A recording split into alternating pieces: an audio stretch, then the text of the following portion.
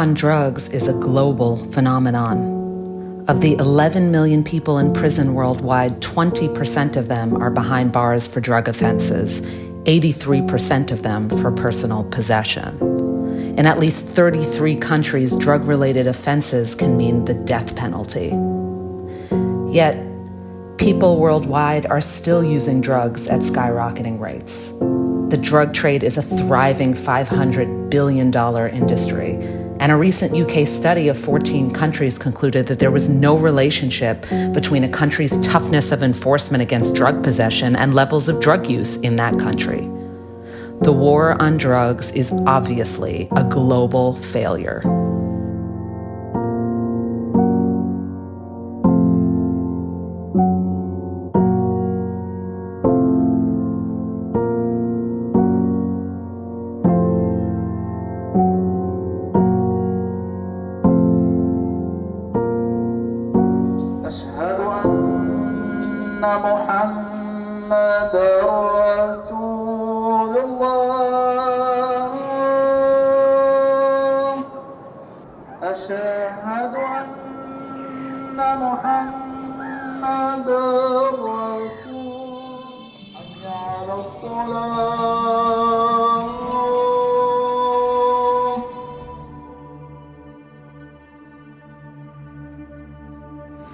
I've been using heavy, hardcore drug for almost 16 years. I started with a decision. I want to commit suicide, but I don't have the courage to do it quickly and for once. So I chose to do it slowly using drugs.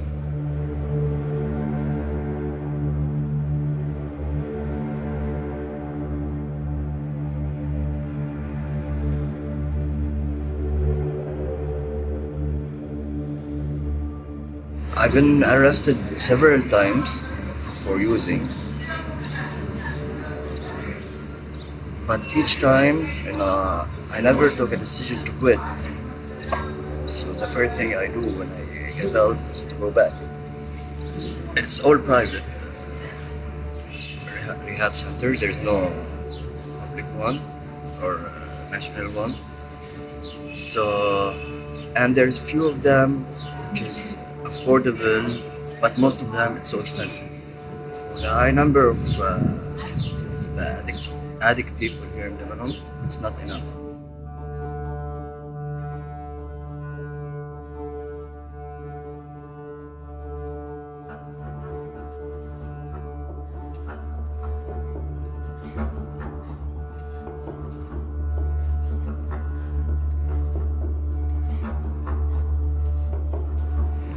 It's one of the worst prisons in the world. The capacity of prisoners are so high, even at small, very, very tiny room. Sometimes you find 7 or 9. I'm talking about like 2 square meters. They have nothing to do with the prisoner. Sitting there, watching TV, playing cards, fight each other. That's it. And are there drugs inside the prison as well? Everything is just in the prison.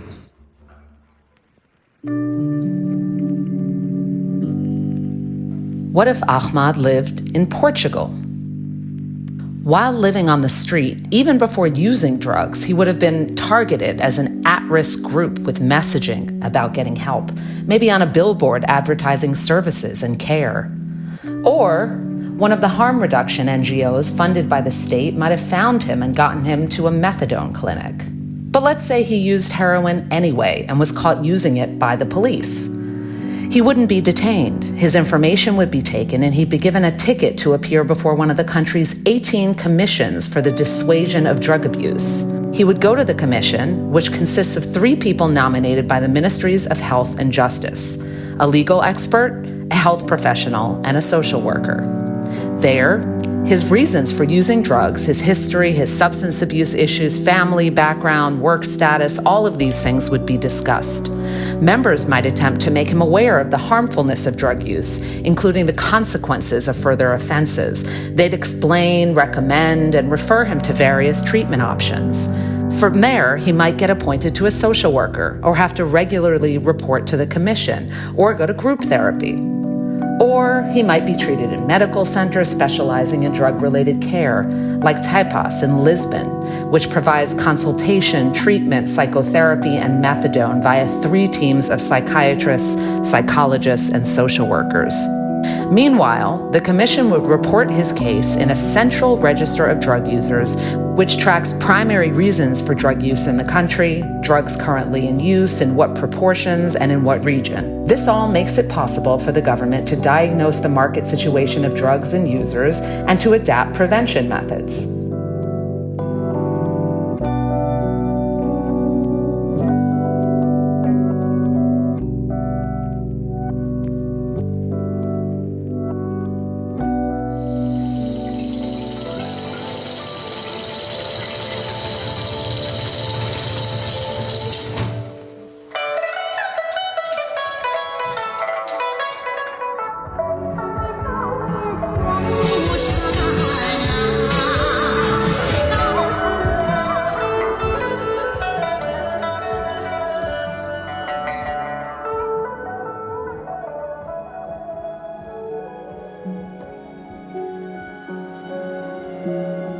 应该也是跟我先生认识才开始，因为其实这种东西我也不知道它是什么，然后我跟是我先生他有这种东西，我才知道说有毒品存在。所以爱情不符的盲目，我觉得这个是可能印证的。对，然后我先生他们的家庭那我公公。他就是比较爱喝酒，那又会跟朋友小玩，他有让我70，那我一开始去吸食这种东西是好奇，可是碰触以后，我觉得其实好像这个不是我喜欢。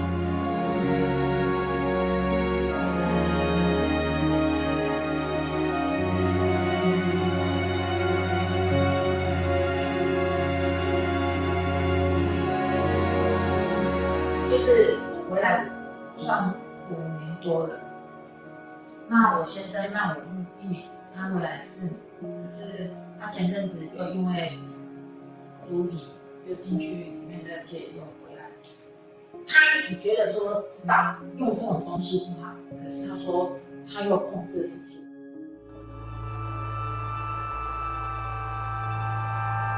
What if Anonymous and her husband lived in the Czech Republic, where, in the early post-Soviet period, possession of, quote, greater than small amounts of drugs was criminalized, but individual drug use was decriminalized?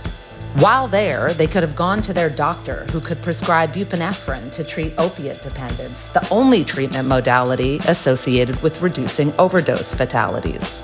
Or they could have visited one of the country's contact centers, which provides needle exchange, counseling, HIV testing, crisis management, and other health and social services. Or Anonymous could have checked into one of the country's therapeutic communities, like the one in Karlov, which allows women to live with their children in a setting that includes parental skills classes, work training, sports, and other leisure activities. And what if Anonymous lived in Switzerland? She could visit a heroin maintenance center along with more than 70% of heroin users in Switzerland. She would get support and assistance from social workers. In Switzerland, between 1991 and 2004, drug-related deaths fell by more than 50%. There was a 90% reduction in property crime, and the same country that once led Western Europe in HIV prevalence had among the lowest rates in the region. It's all part of a philosophy called harm reduction, a public health approach to drug use that saves money and lives. For every $1 invested in drug treatment, there's an estimated $4 to $7 in social return. And of course, drug-related deaths and blood-borne viruses are prevented.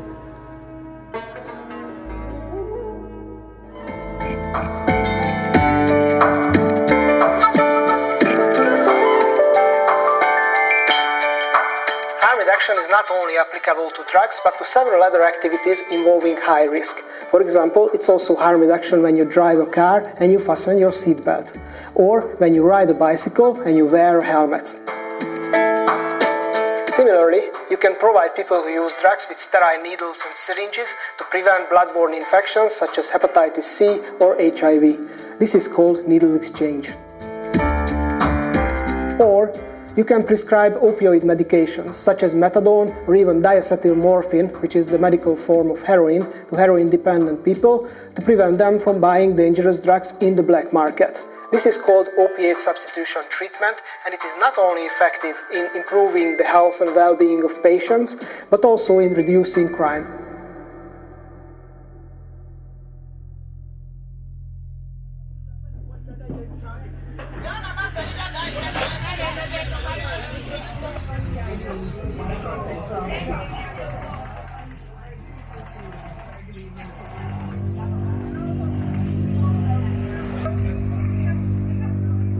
Ugo hear me record work with me nyo for, but because of waro ami kotonti omuchimi ya kodremu 16 months na ka ebia omaye hospital bia detention center we call na ye di chew nyo bi now ye bi call asana me free us full car metina extra repair.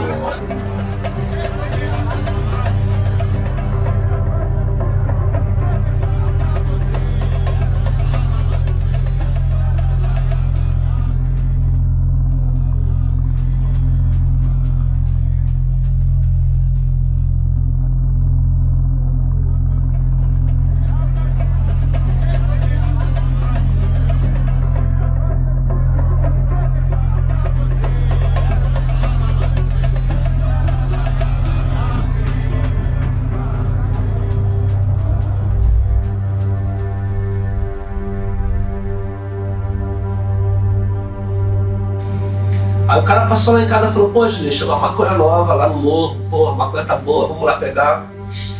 Pô, vambora que depois, mais tarde a gente vai lá pro show do James Brown, que a gente já fica com maconha pra gente ver o show. Eu falei, já é, vambora. Aí quando a gente chegou lá no morro, a boca de fumo tava fechada. Então a gente tava numa fila, esperando a boca abrir. Estamos na fila esperando. Isso já era umas 2 horas da tarde. De repente passa um moleque armado na boca, né, com a pistola pra cima, fala: sujou, os homens estão no morro.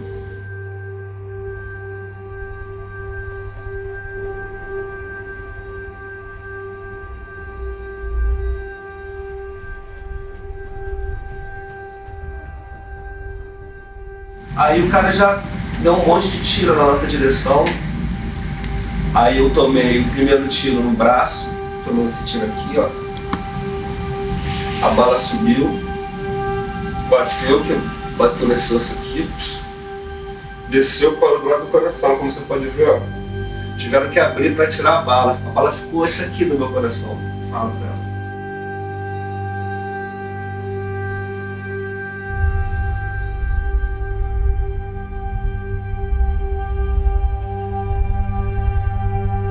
Aí passaram-se os dias, eu fiquei preso no hospital, fiquei com algemado numa cama uma semana, depois eu fui para Políncia, aí 3 meses depois eu fui condenado.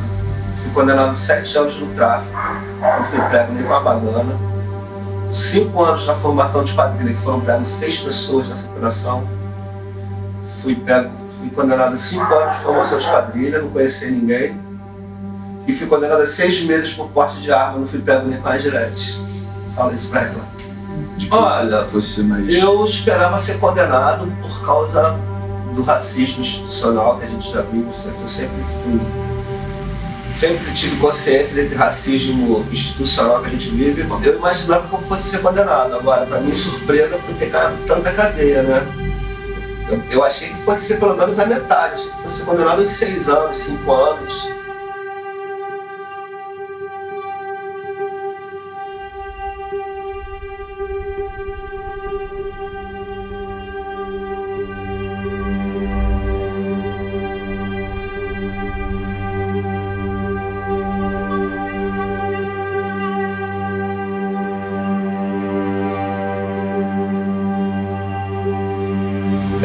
Claro, muito racista, o sistema prisional é muito racista e os carcereiros, a maioria dos carcereiros, assim como na polícia civil, são brancos.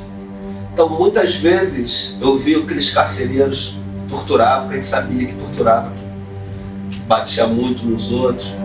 A gente via como senhor de engenho, sacou? Eu via, às vezes eu me sentia num cativeiro, numa casa de engenho, sacou? Me sentia num pelourinho. Porque é muito racista mesmo. O cara chama os caras que são brancos então chama de crioulo, de macaco o tempo inteiro. Os carcereiros brancos chamam os pretos de crioulo, macaco e tal. Não dava para todo mundo dormir ao mesmo tempo, tinha que fazer plantão para dormir. Ficava um monte de gente em pé, esperando. Cada preso dormia na média de 2 horas por dia. Então o cara dormia 2 horas, chega a acordar o cara, olha, levanta que eu quero dormir. E era isso o dia inteiro, né?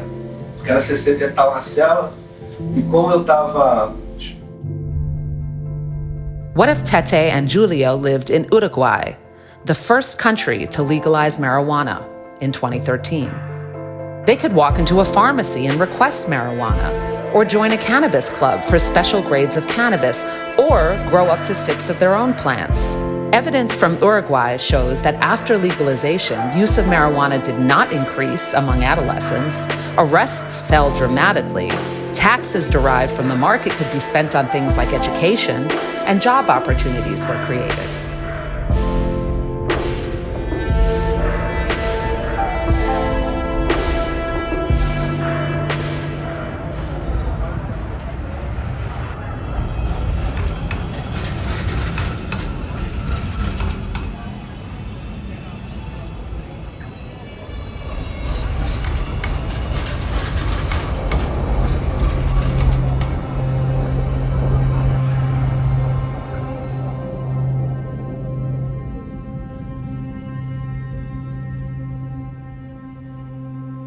I grew up like my family, like they were pretty straight. Like, my mother's, like she worked hard all her life, you know, pretty much. I mean, she's still working today. And my stepfather, he was a hard worker. But it's just when I got to the age of about probably 15 or 16, and at that age I just wanted to go out and, you know, do my own things. And that's when I started seeing it. So, I was actually working at the time, and I used to come home and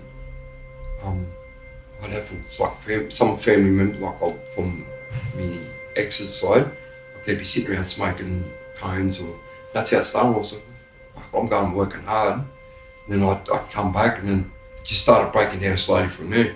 Then it got worse. I started on the ice. I couldn't sleep for like 4 days. And I said, I need something to come down, and that's when old mate offered me. He said, oh, these are like oxycodone.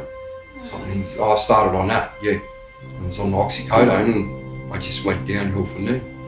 It's just like popping at first. I started popping, and he said, oh, you can inject it. And that's when I injected it. I never looked back from it. I said, I like that. I like that every day, pretty much. I try and get it every day. That's when I started. And then the money started running like low, and the way I could do it was to go out and rob people, or do whatever for it. It gets to the point where when you start taking off your family and that's when you know you sort of got a problem. You know? That's when you hit rock bottom. Yeah. But I did have family there, like trying to help me. But the drug was too powerful, pretty much. It just overtook everything. Ruled my life. Pretty much I'd wake up looking for it, and I would not do anything until I had one, like even sleep or anything.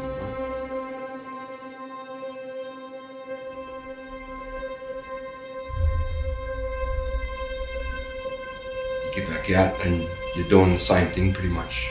It's just a revolving door, like you're in, out, constantly. And, yeah.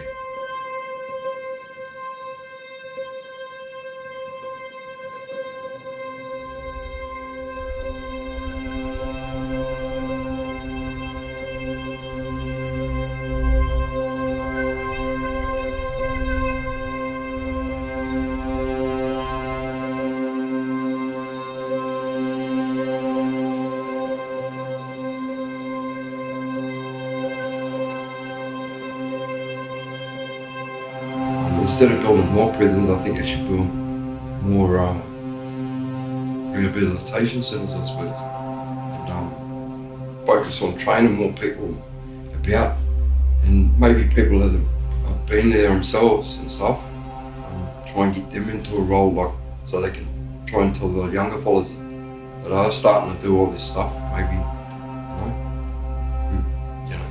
from experience, just to help them a bit, I suppose, maybe for Indigenous sides too, like, maybe focus on a bit of culture, like take them back to the old days, talk to elders and stuff like that. So what if Elvid lived in Canada?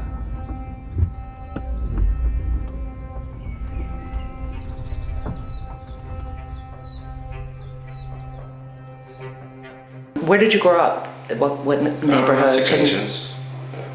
And can you describe for somebody who's not familiar with that? That's a what is that like? Like a reserve, right? Growing up, there's a lot of drinking, a lot of partying, right? So like you get sucked into that lifestyle pretty early on. So it's, yeah. It was all just drinking again, and getting in trouble, drinking and stuff like that with the police. But it eventually got higher and higher, where I actually went to jail. It's not clean in there. I'm a diabetic. They used to try to give me other people's meds. I can tell. And the nurse would get mad, use them, they're not gonna waste that medicine. So I had to refuse, and then every time I went to medical, she would give me the same one until I would use it, and I never used it.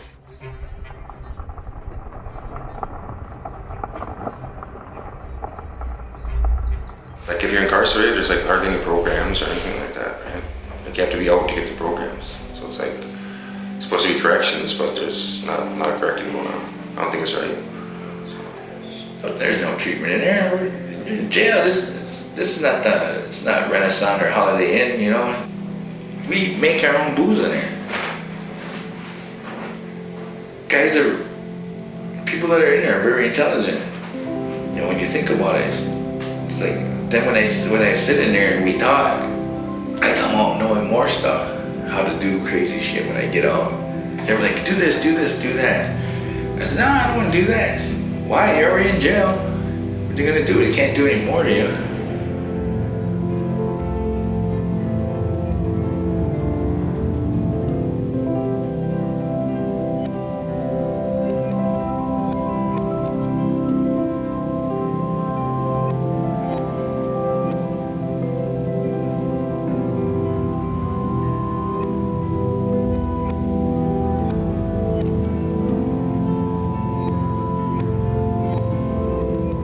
It's like a group of elders get together here, right? And they decide what your plan is, right? So if you need treatment or anything like that, they do that and make you do that instead of going to jail. Right? They referred me over to ALS. I guess it's there in the building too. And she said, "Oh, you're native. Yeah. We're gonna get this diverted." I said, "What's diversion?" Well, you get all the charges dropped, but you have to go through all these programs first. Like grief and loss, I just put myself into that one because I have a lot of loss in my family. Loss of my son. Me and my wife divorced, my father. I mean, it's like just a lot of death in his family.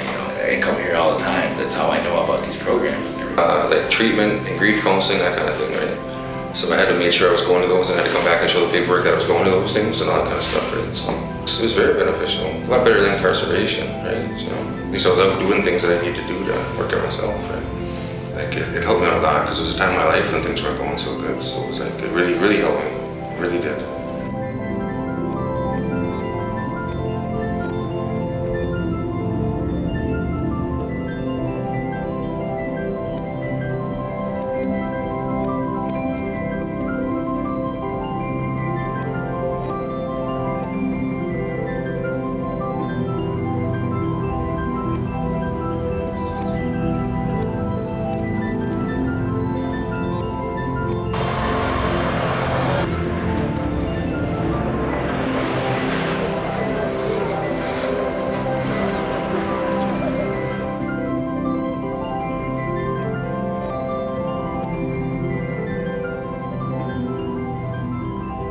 LSD, he probado el éxtasis, la cocaína, la pasta base, los psicotrópicos, que son toda la familia de las pastillitas mágicas, incluso plantas ancestrales, como ser el peyote. He tomado floripondio, que mi psicóloga me prohibió tomar cuando era chiquito y no le obedecí.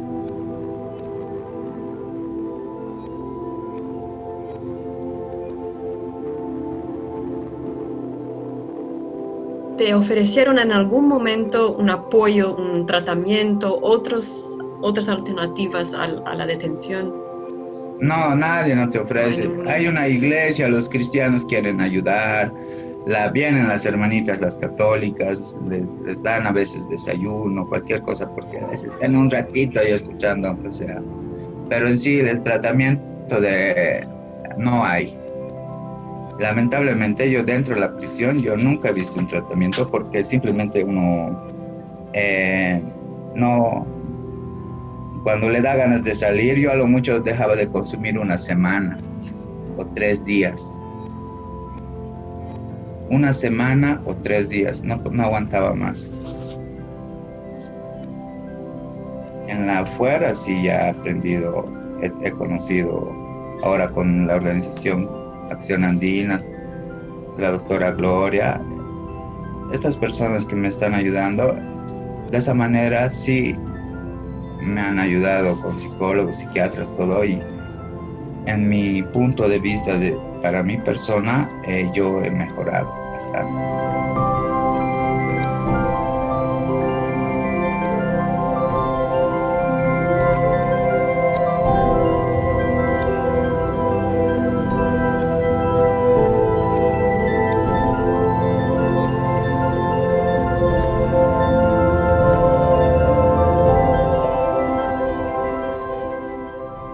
Hay veces que sí puedo perder la cabeza, cualquier cosa, pero no reacciono, ya no soy violento, ya no.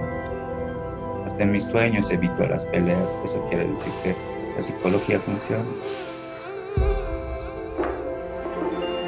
But what if Mauricio had lived in Seattle, in the USA? He might have been approached not by police, but by a care navigator from the Law Enforcement Assisted Diversion Program, known as LEAD, a decade-old community-based diversion approach to drug use grounded in the idea that public health and human services needs, addiction, untreated mental illness, homelessness, extreme poverty, should not rely on the formal criminal justice system. LEAD's navigator could have helped Mauricio identify and address the underlying reasons for his drug use and signpost him to trauma-informed harm reduction services, perhaps an intensive care management program where he could receive a wide range of support, including transitional or permanent housing. Prosecutors and police officers would work closely with case managers to ensure that all contacts with Mauricio going forward, including any new criminal prosecutions for other offenses, are coordinated with his service plan, thus maximizing the opportunity for him to make dramatic change in his life. Ultimately, the global reality is that, as renowned American scholar Dr. Carl Hart reminds us, not all people who use drugs are addicted to them. 70% of US users, he says, do not meet the scientific criteria for addiction at all, and this includes even those indulging in heroin or meth. After all, we don't ban sex, cars, or guns, which all have the potential to cause death or harm. Instead, we rely on education and harm reduction tactics to promote safe use of these things. Isn't it time we did the same with illegal substances? Stop the war. Just be smart.